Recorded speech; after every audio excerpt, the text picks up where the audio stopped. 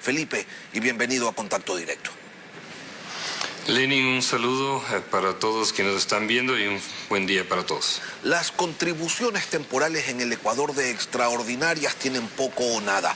Y ahora se pretende colocar una más, directo al patrimonio, es decir, al ahorro. El motivo, la pandemia. La premisa, que se trata de los que más tienen. La conclusión, que se está afectando a un grupo privilegiado y que mejor no se quejen porque les podrían subir ese impuesto. ¿Cómo afecta en la práctica esta contribución al sector productivo? A ver, Lenin, nosotros desde el Comité Empresarial Ecuatoriano estamos conscientes de la realidad que vive el país. Para nadie es extraño que prácticamente más de 20.000 empresas cerraron, es decir, se disolvieron producto de la pandemia, que alrededor de 700.000 plazas de empleo se perdieron en la pandemia, que apenas 9 de cada 10 empresas tuvieron una utilidad superior o menor al 1%, en la parte de la pandemia. Es decir, la pandemia golpeó a tanto empresas como hogares sin distinción alguna.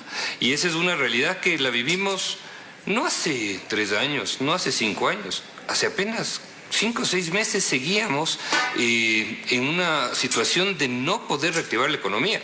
Luego vino el gran proyecto de la vacunación, donde el sector privado desde el día 1 dijo, aquí estamos, sin que se nos llame, sin que se nos pida ayuda, pero fuimos directamente a ayudar, inclusive propusimos la oportunidad de que le dejen participar al sector privado en la vacunación, logrando vacunar a trabajadores, familiares, proveedores, gente de la zona de influencia de la comunidad donde se envolvió la empresa, y fíjese usted los resultados exitosos que nos pidió o que nos de alguna manera nos permitió cumplir con el primer objetivo que teníamos como país, que era el de reactivar la economía a través de la vacunación.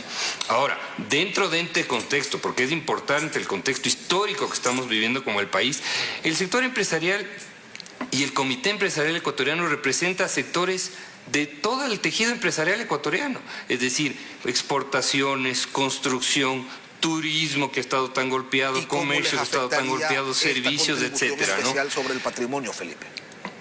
Por eso, entonces, perdón que me haya permitido dar una especie de antecedente. Entonces, en este sentido, sabemos de las necesidades que existen en el momento de parte del Estado para lograr la sostenibilidad de las finanzas públicas, y estamos conscientes de ese problema. El sector empresarial una vez más dice, aquí estamos presentes para poder aportar a crecer, a que el Ecuador salga adelante, a que el Ecuador tenga una nueva oportunidad. Sin embargo, lógicamente, el que se establezca una contribución temporal, y aquí respondo su pregunta, afecta directamente a la liquidez de las empresas, Lenny. Las empresas no quiebran porque tengan o no tengan utilidad.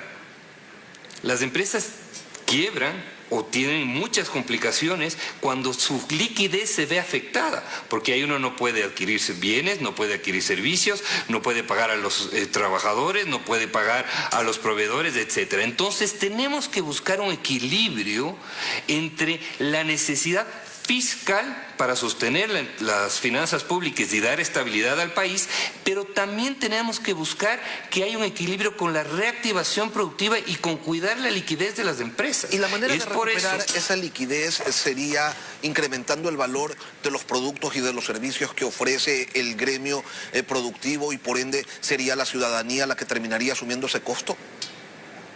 A ver, hay muchas teorías, ¿no? Las teorías de los impuestos siempre mencionan que a mayores impuestos, mayores incrementos de consumos. Fíjese lo que sucede en el país, en la vida diaria, ¿no? En el costo de la vida de los ecuatorianos con impuestos indirectos que realmente son perversos. Dígase el impuesto a la salida de divisas, dígase el impuesto a los consumos especiales, clásico ejemplo de los vehículos, ¿no es cierto?, que en este país cuestan 2 hasta 3 veces más de lo que pueden costar y que le afecta a cualquier familia que adquiere un vehículo, ¿no? Sin embargo, lo que nosotros proponemos es un pacto fiscal. Y Lenin, esto lo dije yo aquí en este mismo canal hace más de 1 mes y medio, se lo propusimos a la cartera de finanzas en el mes de junio, porque queremos hacer algo diferente, queremos que el país haga algo distinto, que no tengamos que estar ante una imprevisibilidad tributaria, sino que las contribuciones o los impuestos que paga el sector privado y que son necesarios y que el sector privado lo hace con gusto para sacar al país adelante y que ya lo viene haciendo, se lo haga de una forma previsible en el tiempo y con una corresponsabilidad del Estado. Porque el Ecuador no puede darse el lujo de gastar o malgastar ningún dólar que entre al fisco, ni ningún dólar que no se pueda realizar en inversión para poder lograr un mejor país. Vamos a ese pacto fiscal para la sostenibilidad de las finanzas públicas que ustedes están proponiendo. Y resulta que ustedes señalan, que ustedes plantean que de llegar a mantenerse o de llegar a aprobarse este impuesto extraordinario al patrimonio, son otras las condiciones que debería tener, ya que el valor total de los patrimonios, ustedes sostienen, no debe ser la única variable a considerar. Entonces, ¿cuáles son esos otros elementos? A ver, yo creo que, como le decía, ¿no?, basándonos en este principio que tiene que sostener el pacto fiscal de un equilibrio entre la necesidad de sostener las finanzas públicas y de reactivar la producción y de hacer a que las empresas sean más competitivas, lo que tenemos que buscar es un punto intermedio. Un punto intermedio en el caso de que, yo creo, Lenin, le soy sincero en este momento, yo creo que el Ecuador no está para líneas rojas de ninguno de los dos lados.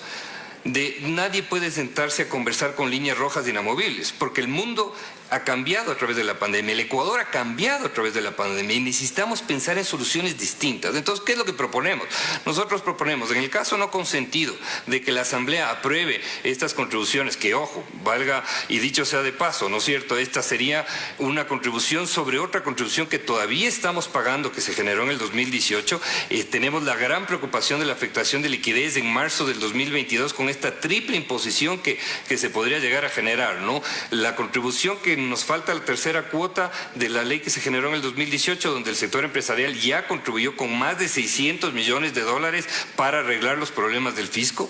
La segunda cuota, que sería el pago del impuesto a la renta del 2021, que lógicamente se hace en el primer cuatrimestre del 2022, y una tercera cuota que sería esta nueva contribución, es decir, una triple imposición. Entonces ahí hay que ver cómo se lo paga esto en el tiempo, en el año, porque lógicamente la afectación a la liquidez va a ser muy dura.